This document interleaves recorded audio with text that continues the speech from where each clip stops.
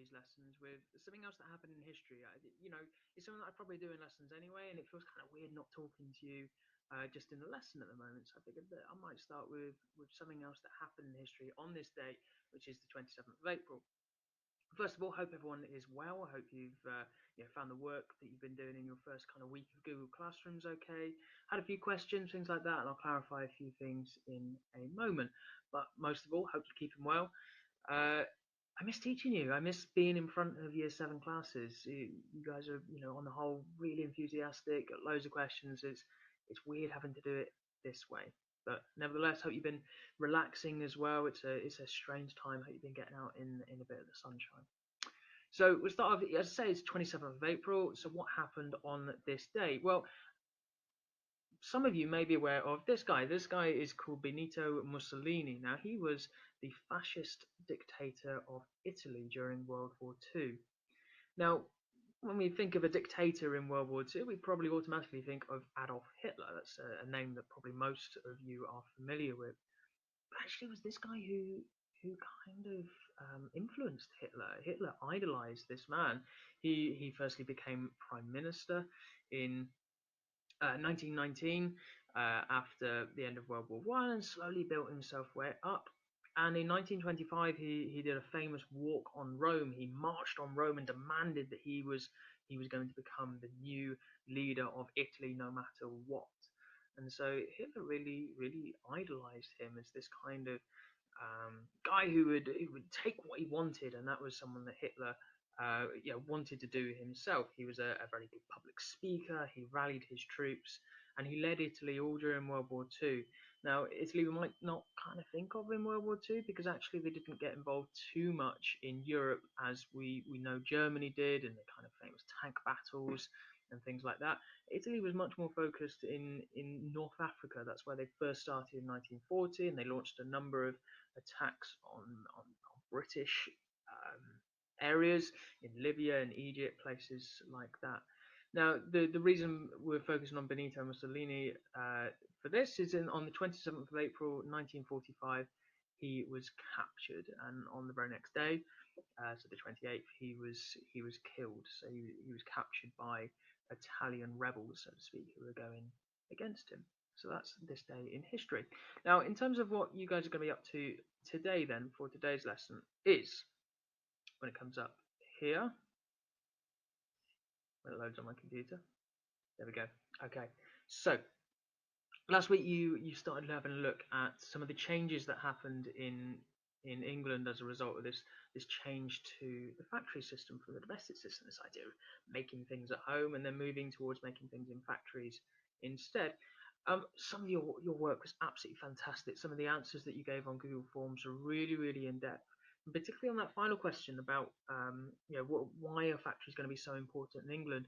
Loads of you came up with great ideas, and you're thinking forward to the importance of the British Empire, the way that Britain wanted to go and conquer the world and have as much power and influence as possible. And you said that factories are going to be really important for that in terms of making weapons, making boats, to travel the world. So really good thinking there. Then we're going to think a little bit more today about some of the more in-depth stuff, and we're going to have a look at some of the more specific changes that happened in England as a result of this change from the domestic to the factory system. So what I recommend is, first of all, hopefully you were able to save some of your work from last week. If not, you can look back at lesson 2. You can have a look at the reading and things like that, and go back through some of that just to clarify a few things, just refresh it in your brain because it has been a week. Down here on your task, you'll see something called Lesson 3 Worksheet. So when you open that up, it will look like this. And so here there are 16 different ways that England changed during this industrial revolution, this change from domestic to factory. Now ignore the colours for now, but we can see, for example, this first one in the top left-hand corner up here. New inventions made it possible to spin and weave cloth much more quickly. This meant that the factory owners could make a lot more money. If they're making more products more quickly, it means more money. Okay, so what we're going to have to think about then is factors. Now, when you were doing your last topic on Henry VIII, you looked at factors a lot. For those of you in my class, if you remember, we stood on different sides of the room to decide why Henry broke away from the Catholic Church. and we looked at power, so politics, we looked at money, and we looked at religion as our factors. So very simply then, a factor is something that creates a change in history. Now if you scroll to the bottom of the sheet here, you're actually going to see 4 different factors, these things that create change. The first one is economic, so to do with money. The second one is social, so anything to do with people's lives, the way people are living their lives, the way they're communicating, the way they're living. This one, again, you've looked at this one before in terms of Henry VIII, but political, so anything to do with government, power, anything like that. And then finally, technology, so how technology improves and changes over time.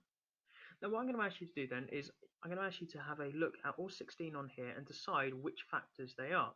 As you can see, I've done a couple for you. So the first one here, new inventions made it possible to spin and weave cloth much more quickly. Well, then that one's going to be technology. That's to do with, as I said, new inventions. It's technology improving. But it's also actually to do with money. If we go back here, it's to do with economics. So therefore I've highlighted half of it roughly in green and half of it in yellow to signify that that is these 2 factors here. The second one, conditions in the factories were harsh, so that means bad. Young children had to clean machines. Some worked for as long as 14 hours a day. You're in school from, what, 8:30 to 3 o'clock. These ones are going 14 hours a day. So this is all to do with how people are living their lives. This is to do with children's conditions, the fact that children were struggling with this. So therefore I've highlighted it in orange. Now to highlight them is really, really straightforward on Google Forms. There's a button up here that says highlight color. So you simply highlight the bit of text that you would like to highlight, click it, and then choose the color that represents it. Okay, so the color that represents it there.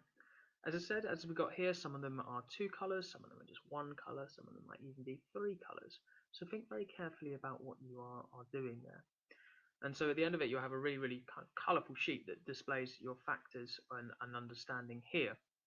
Now the next part of the task then is with the numbers. Okay, so it says here, part 3, place the numbers 1 to 16 in the boxes according to how significant you believe the change was. 1 equals most significant, 2 equals the least significant. Now we've done quite a bit of work on significance in history so far, so hopefully this isn't something that's unfamiliar to you, but in case you've forgotten, significance is all about how important it is. Now, there's no right or wrong answer here, this is completely your choice.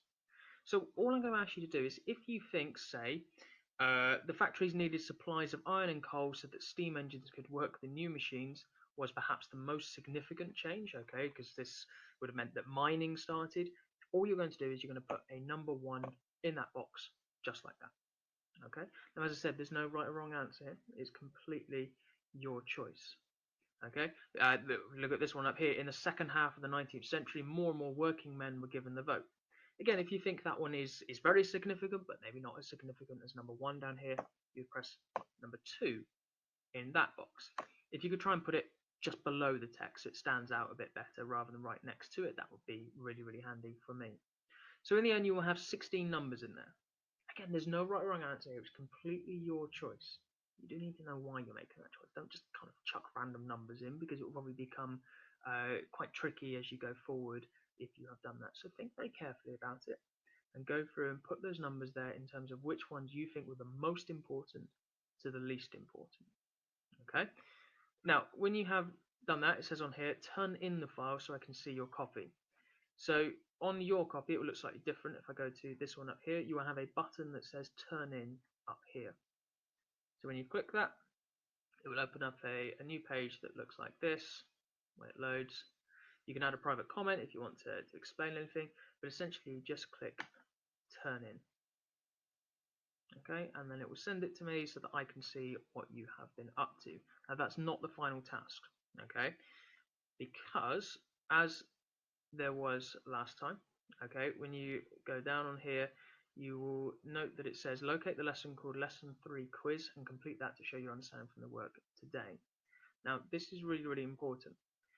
Some of you got a little confused last time because the quiz wasn't actually attached to this task. This is because Google Classrooms basically just doesn't like a quiz being attached to another task. So the quizzes will always be attached to a different lesson. So if we go back to the main page, you will see on here again when it loads. Lesson 3 quiz, it will be called. Okay, and all you'll do is again click lesson 3 quiz, and it's a simple multiple choice, this one.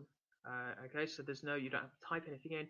Click the one that you think is right, and then when you are done, click submit down the bottom, and that will give me your answers so that I can see what you have been up to. As ever, I will absolutely be online during your lesson, so drop a comment on the Google Classroom stream, and I'll be able to answer that one. If you do it another time, it may take a little longer to get back to you. It's best if you try and do it in the allocated time, but of course I understand if you can't do that. Some of you had questions regarding the missed work thing on class charts. Now this isn't something that is a punishment. There's no negative point attached to it. It's not like your normal BP. This is me simply saying to you and your parents that I've recognised that the work wasn't in on this time. It's just a reminder that by the end of the week it should be being done. Okay, so really well done to those people who are sticking to that time and getting it in that allocated time. I understand it's not always possible, so please don't look at that point on class charts as a kind of BP. It is just a reminder that that task is there. Try and get it done by the end of the week at the absolute latest. Obviously, the sooner the better, the quicker I can look at it and get your answers back to you. Okay, so again, if you got any questions, just drop a comment on Google Classrooms, and good luck with this task.